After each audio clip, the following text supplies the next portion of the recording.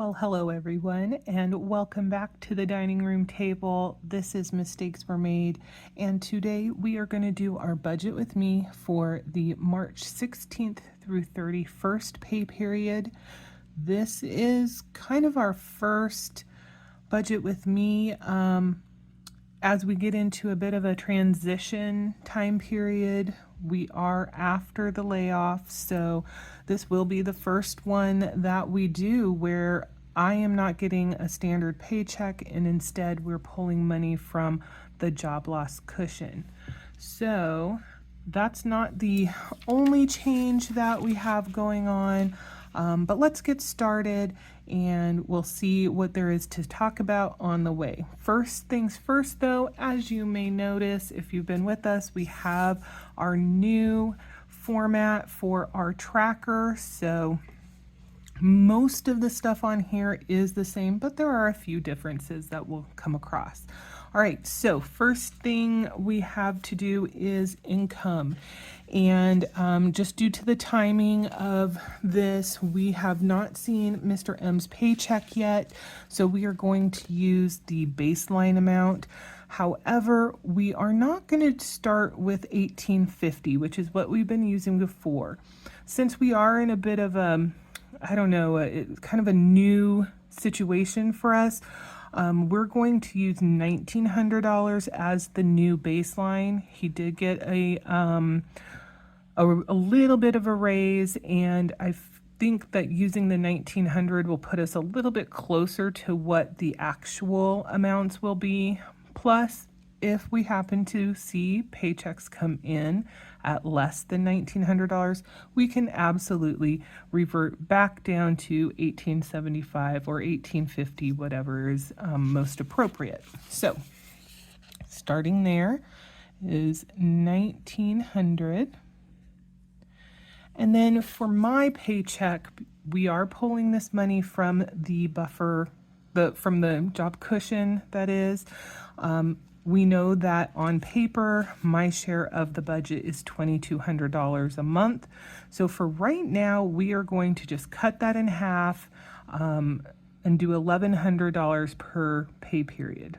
Now, what we do have to keep an eye on, though, is now that we don't have that lovely cushion of a larger paycheck from my old work, there is the possibility that the timing of how our costs come through might be overly heavy in one pay period versus another. So it's possible we'll determine that we might actually have to do $1,300 during one pay period and $900 during the other.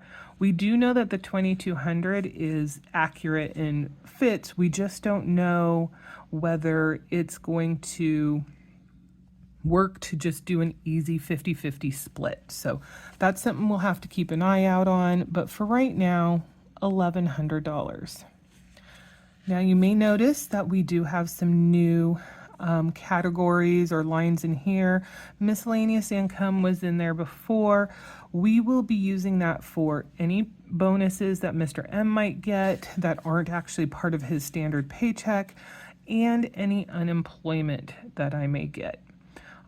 To speak to that really quickly, I am not actually going to file for unemployment until next Monday. So the 17th. The plan was going to be this week I would file, but because I am still waiting for my severance check to come, and it's supposed to come on, my normal paycheck date, I just felt that it would be a little bit easier just to wait till all of that was settled and figured out and in the bank, and then do the signing up stuff.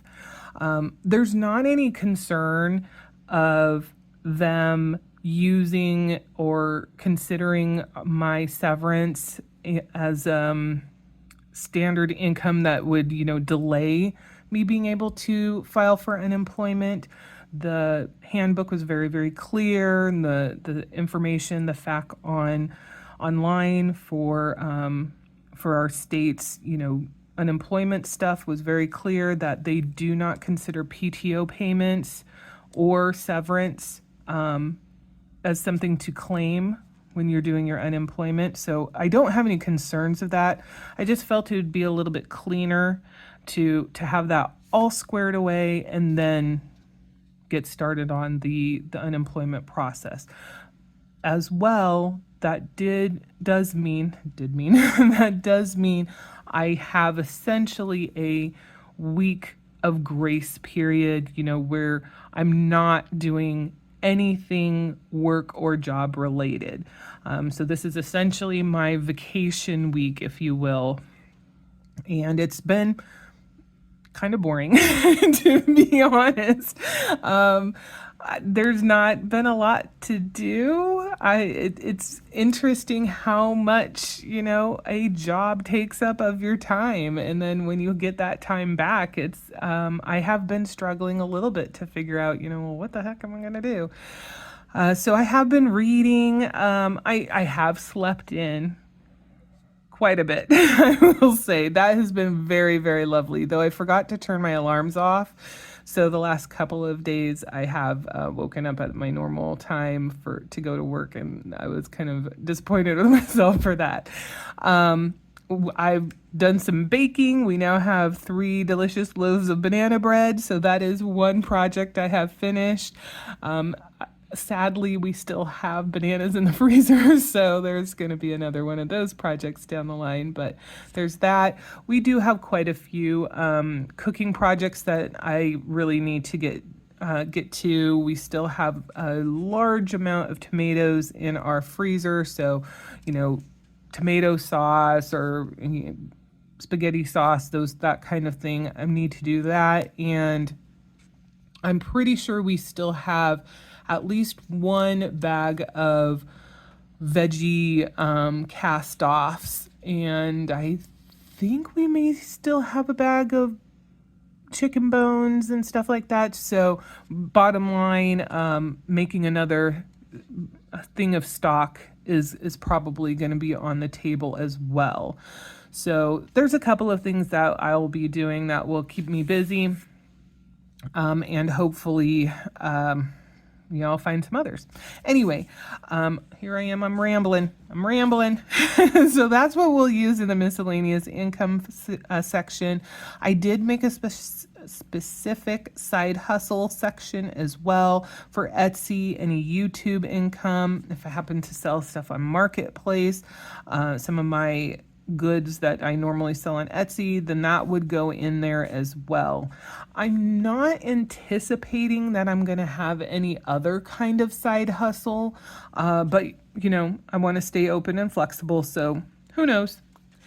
And then, of course, the buffer rollover. That's always going to be with us. And at least for right now, the spreadsheet is looking like it will be $200.42. We're not done with the first pay period, so that could change, but that's what we're going to work with for now. So let's do our math there, and that puts us at $3,242 for our income.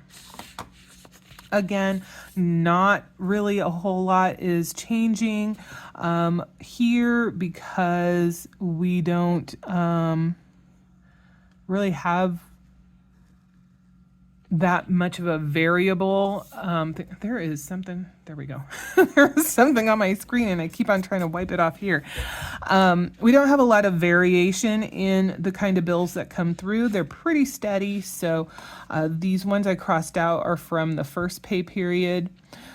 We will still have our $875 payment for our mortgage. If you watched a previous video of ours, you know that we did do a lump sum payment towards escrow to cover the increase in our homeowners insurance and in our property taxes.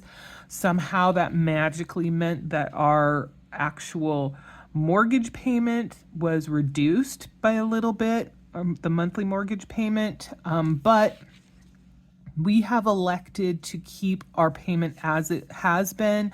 And so now every month we will have roughly 34 or so dollars more, 33, something like that, dollars more going to principal every month as just part of our auto process. So that's a plus. We also now have a dedicated place for the healthcare premium. I did have a couple of questions asking about what I was going to do for healthcare now that the job is gone. Back last year, right before the end of the year, the company that I was working for did advise us that they were no longer going to be providing any health care. So as of January 1st, I have been responsible for getting healthcare coverage. I did go on the marketplace. I found a program or whatever you want to call it and signed up for that. So I am already covered by healthcare and have been since January, paid out of my own pocket. All right, so now it happens that we do have information on some of our bills. The electric bill we already know, and that is $176.16, which I think that's right around the same amount that it was last month, maybe a couple dollars more. A big stark difference is the gas bill. It just came in actually today, and it is $125.93. Huge difference from the previous month, which was in the 175 range as well, and then the month before where it was 214. So very much liking that we're starting to get into that warmer period, which means lower gas bills as a general rule. Because this is March and it is an odd month, the third month, we are paying for our garbage bill this month, $78.10. The internet bill is $104. Oops, why is this being a poop? $104, and our phone bill is $91. Is this? Oh yeah, we're starting to lose ink here. So let's add those all together. We got $875 plus $206.28 plus, oops, you can't see that. $176.16 plus $125.93 plus $78.10 plus $104.91, which gives us a total of $1656.47.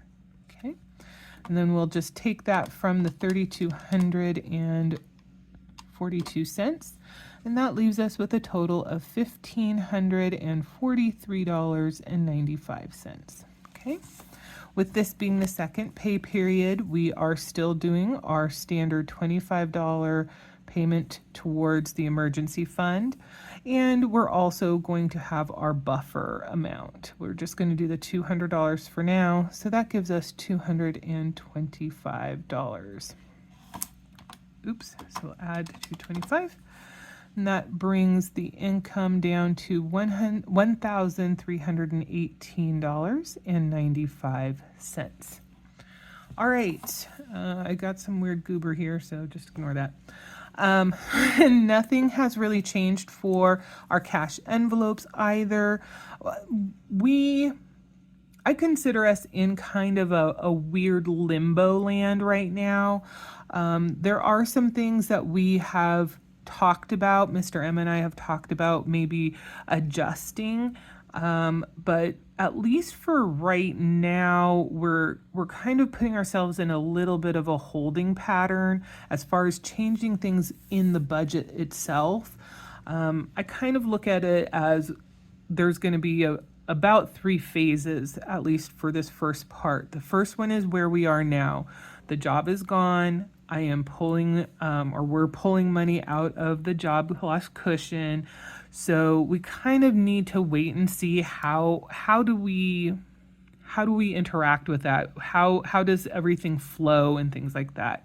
The next phase will be once unemployment actually starts being part of the picture. When I get my first unemployment check and going forward and kind of seeing, is this going to be the same amount every week? Is that, what kind of timing are we looking at? What is the amount going to be? And then incorporating that into our income and budget situation. And then at that point, we could potentially make some decisions on things we might want to change. We may want to leave them as is. And then the third phase, and the one that we're hoping we're going to get to very quickly, is me finding a steady job that pays what we need it to pay, and hopefully will be where I'll be working going forward. I would prefer until I retire, because that's just the kind of person I am. I would rather not have to go through this situation again, but we'll see what the future brings. But once we get to that third stage where I do have a steady income from a standard job, and we can then see, okay, what is the pay for that? How is what is the cadence that it's going to pay? Is it going to be the typical every other week, or is it going to be like my previous job where I was paid, twice a month? Is it going to be a monthly paycheck? And just how will that integrate into all of our finances and things like that? And then once we kind of understand how everything is going to flow, which will probably, I would say, take at least 2 pay periods, if not 4, just to make sure that there is a pattern to it that we can kind of lean on. Then we might take a closer eye and say, okay, are there things in the sinking funds that we do want to increase as part of the actual budget? Not just what are we going to do with any money left over at the end of the process, but in the budget. Are there other things that we might want to increase? Or are there things that we want to decrease or remove? Do we just want to stay put? So those are kind of things that we're thinking about and looking at during each phase, but I feel like we'll have greater and greater flexibility as that income piece increases and also stabilizes. So anyway, long-winded description just to say there ain't nothing changing here for our sinking funds. We've got $13 for AAA, $15 for birthdays. Car maintenance we don't fund during this pay period, but Christmas gets $25, clothing gets $10, the Costco gets $100. We don't do dining out or entertainment this pay period.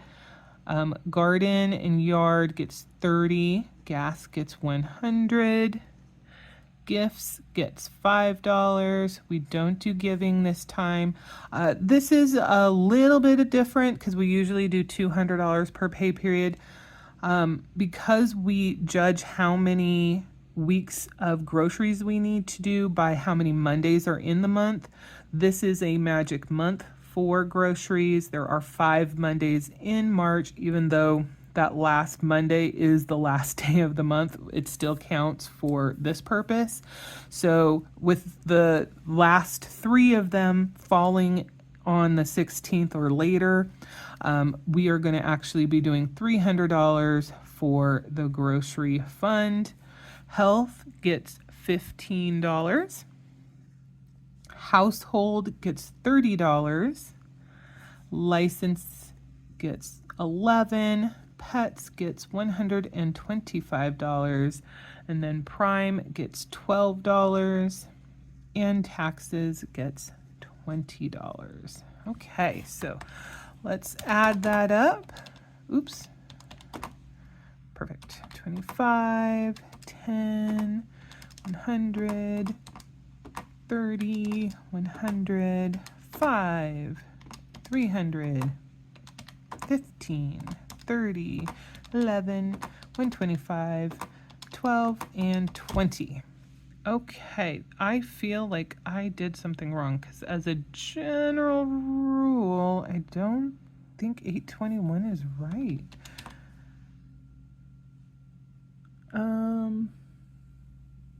Let's try that again. 13 plus 15 plus 25 plus 10 plus 100 plus 30 plus 100 plus 5 plus 300 plus 15 plus 30 plus 11 plus 125 plus 12 plus 20. Okay, that's what I remember seeing before. So $811. Oops, let me scooch up there. All right, and so we'll subtract that from our running total of $1318.95, which leaves us with $507.95. All right, another change that we have made to our form here, our tracker, is the debt section. So you will notice there are no credit cards listed. There is no car loan listed. We will, or I will, touch on this again during the budget recap for next or the previous pay period, pay period 1st through the 15th. But when we completed February's budget stuff, we still had $100 and something left on Mr. M's car.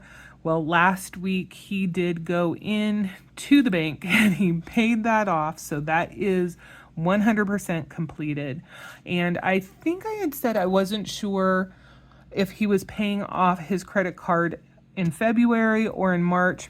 He did pay it off at the end of February. So the credit card is gone as well. So we are 1,000% debt free except for our mortgage. There's not just some little, bits that still need to be handled. It is done, and we fully intend to never be in debt to credit cards or loans and things like that. Again, if we can help it. So what we decided was we were going to adjust our debt section to account for any extra mortgage payments that we want to make, because we do want to start bringing that debt down as best as we can, as soon as we can. But we'll see what life allows. So for right now, we are going to do or renote the remaining income. Any extra mortgage payment, at least for right now. I don't know, as we get into the different phases, this could change and we might actually adjust the budget to include specific extra mortgage payments. But for right now, any extra mortgage payments will be part of the process that we do at the end of the or at the end of this, after we've accounted for all of our costs. So at least for right now, we're not putting anything there. Guilt-free spending is still at $30. This is, again, something that might change in the future. But at least for right now, we're holding steady. So we've got that. We'll add our 30, which puts us at $477.95. And we are back to doing our yard cleanup as the long-term goal that we are focusing on. And so we have $100 that will be going to that. We have added some things to the list. Some of these things have been on the list. It was just we didn't have room to put them on. Others are new and we've adjusted or removed things. But yeah, this list seems to mostly get longer rather than shorter as time goes on. So we've got $377.95 is what we are left with after we have accounted for all of our costs for this pay period. Now, if you've been with me, you know that this is probably the lowest amount that we have had as leftover income in a long time. However, I am incredibly pleased that we have anything. And I don't know that there's anybody out there who would turn their nose up at having $375 available to distribute how they want. And so while this isn't an amount like we've been seeing previously, $1,000, $1,600, $2,000, I don't lament it, except for, obviously the more money that we have, the more we can affect. But at the same time, the way I'm looking at it is we don't need to have that $1,000, that $1,600, because we have managed to pay those debts off. And while this may be a smaller amount of money, it is still significant. And this is going to be paying for our future, whereas before we were paying for our past. So I am very pleased that we had anything. I wasn't sure when we were first, getting to this point, what kind of leftover income we might see. But I don't think $377.95 is anything to sneeze at. So with that comes, what are we going to do with it? And we did have some discussions on that. And basically, Mr. M and I sat here at this table and we talked it over. And we definitely had ideas on what categories we thought were important for us to be putting money towards going into the future. So we each made a list of where we felt we wanted to put money, and then we prioritized them, and we did that individually. So once that was done, we kind of compared, what categories did we choose in the first place, and then how did we rank them? And both of us felt the emergency fund was top of the list of things that we want to be putting money to.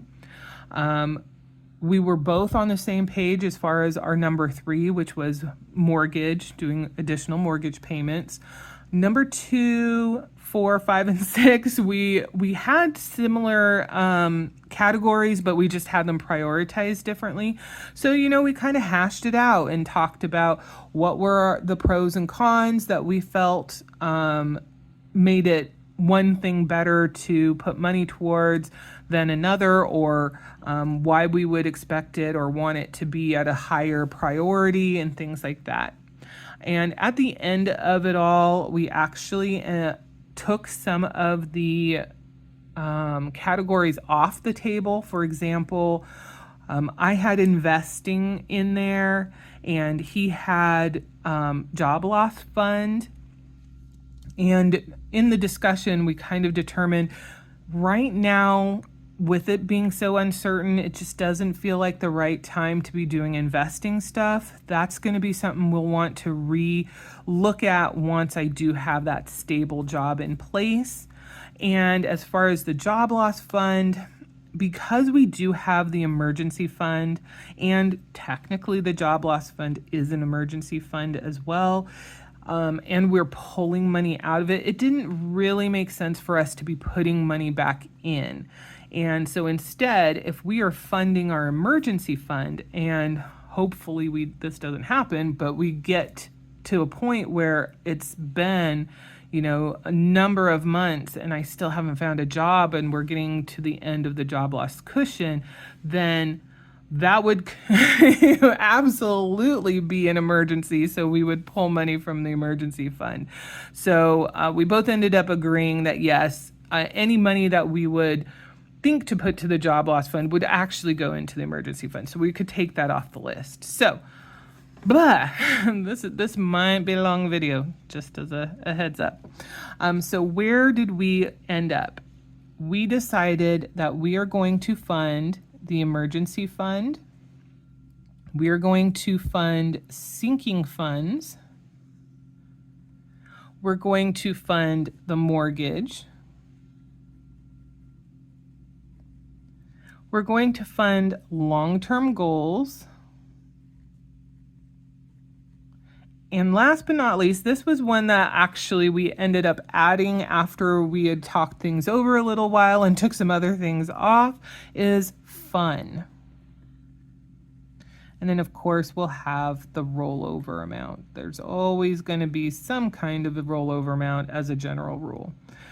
So now that we know what our categories are, how are we funding these? Because the initial idea was, well, let's say we'll want to do $50 to emergency fund and maybe $100 to mortgage and da da da da. But the problem is we don't know how much we're going to have at the end of each pay period. So what do we do if we only have $40? Does it all go to the emergency fund?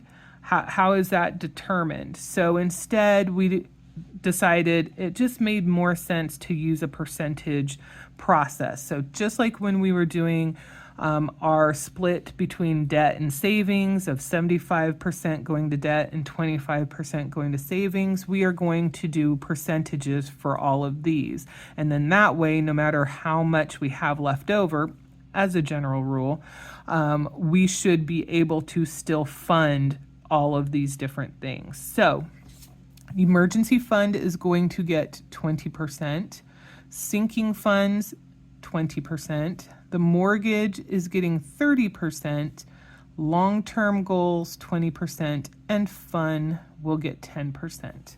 Now, fun is going to be a little bit of a flexible category because when you're working with the percentages, there's a great chance that you may end up with $132.88 or 26 cents.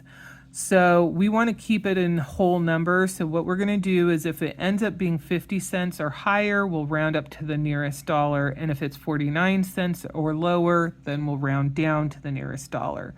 And because there could be some rounding up situations, there is going to be a finite amount of money. So we're going to have to subtract that extra dollar from somewhere. And so fun will be the category that we kind of use as our reconciliation category. So finally, before we get to the numbers, the last piece was the sinking funds. And we did have a discussion of, well, what do we want to do with that? Are we wanting to just take that chunk of money and divide it equally amongst all of the sinking funds that we have? Do we want to do one sinking fund at a time, and whatever that 20% happens to be for that pay period, that's where it goes? Do we want to do a chunk? So the first 4, we'll divide it between those, and then the next time, the next 4. Do we want to do some kind of randomized method, use a dice, or use savings challenges as our way to distribute the money? And at the end of the day, we just figured it's already a little bit complicated. So let's just figure out, where do we think we're going to have the most opportunity for a high ticket cost to come through that isn't quite as big as maybe a long-term goal, but is definitely more impactful than, we need to buy sponges, something along those lines. And so we ended up agreeing on car maintenance is going to be one. Health is going to be another, especially since I am paying for my own health care. Household is going to be another one. And that's, again, less sponges and more chimney maintenance or furnace maintenance. It's not gonna, we do want to convert our wood fireplace to gas.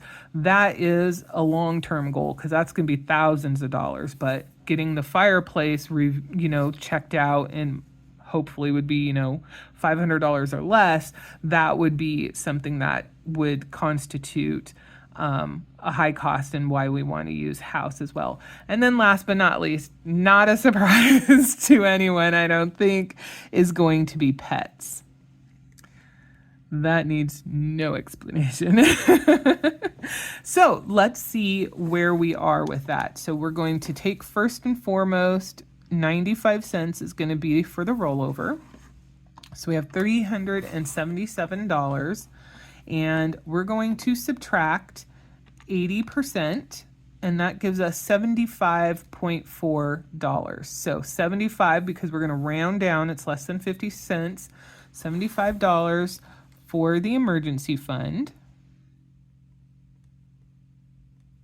And for long-term goals, I'm going to wait to do the sinking funds because I forgot to mention, to keep things easy as well, for each of these individual things, we just figured we're going to divide it by 4 and go from there.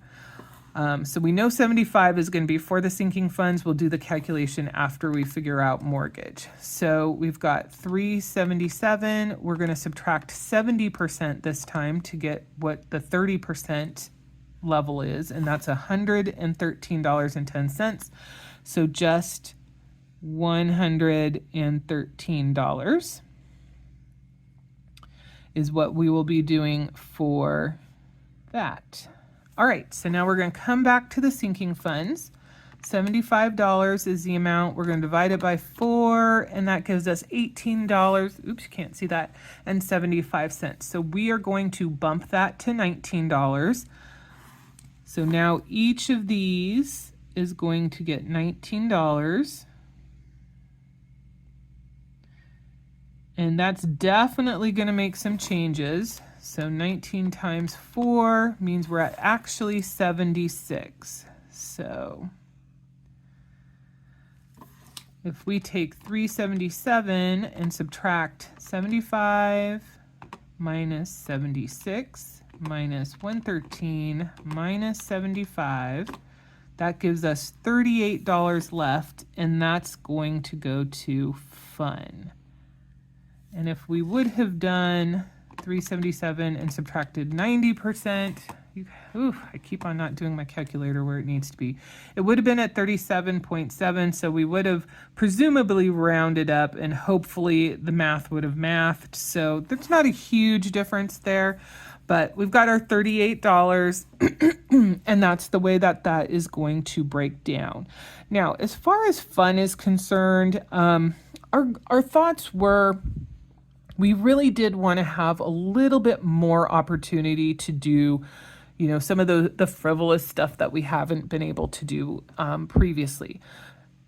Don't get me wrong, we have had opportunities to go and do things because we do have the dining out and entertainment fund already in place. But as you all know, it is very expensive to go out to eat and things like that. So there's been certainly limiters on that. And we wanted to create a fund that would give us even more opportunities to get out and do something. Not only that, but we want to start saving so that when we get to a point where we might be able to take a vacation or something like that, because that is somewhere in the future. Right now, we've got 4 dogs. It's not doable. That we have been building some stuff up. And we do have, a cruise on here as a long-term goal, as something specific. But this is also, if we wanted to take a week vacation and, rent a cabin somewhere or something like that. We're not intending this to be a thing where we automatically are intending to use everything that we have saved, in the next pay period or the next month. It's more just for it to be there if we need it. And definitely to try and build a little bit of something as well. So that's for that. We do plan on doing the emergency fund, the mortgage payment, the long-term goal. Those will all be handled digitally, transferring into various accounts where those funds are typically held, or making a payment, of course. The sinking fund and the fun category, I do plan on pulling that out in cash. So what we'll probably do is we'll hold off on getting those actual funds until I go to the bank to pull the money for our next cash stuffing. And so then we'll probably do our funding of these things at that same time. So I don't really want to have multiple trips to the bank if I can help it. So that's the way I'm envisioning that this will go, at least for what I need to do. And this is kind of what we have in store or in plan. It could absolutely change. We may find that this is a pain in the butt. And by we, I mean me, because I'm the one that does typically drive all of this. So we'll see how it goes. But I am very, very excited that we have at least talked about and built a process that is looking towards the future and looking at utilizing what resources we do have for things for us, for our future. And it's not things that's necessarily just going to debt. I mean, yes, the mortgage, but the majority of it is for other things. So that's where we are for the budget review or budget with me for the 16th through the 31st of March. If you have any questions, concerns, feedback, things like that, please do not hesitate. Please note those down below in the comments. If you have suggestions on other ways that you would utilize this kind of leftover money, I'm happy to hear them. I will say that we're kind of, I don't want to say stuck on this process, but we want to give it a chance and see, how we like it and everything like that. But we're certainly open to hearing other suggestions and options, and maybe one of them will feel like it fits really well with what our goals are, and we could make some changes. But for the most part, I think we'll probably be sticking with this at least for a little bit. So anyway, I am going to bring this to a close. We are already over 40 minutes. So thank you so much for sticking around and watching and listening to me babble on. It's nice to kind of get back to a normal process, especially after all of the kind of hoopla and everything that we've been dealing with the transitioning out of the job and everything. And yeah, I hope we'll see you in the next one. Bye for now.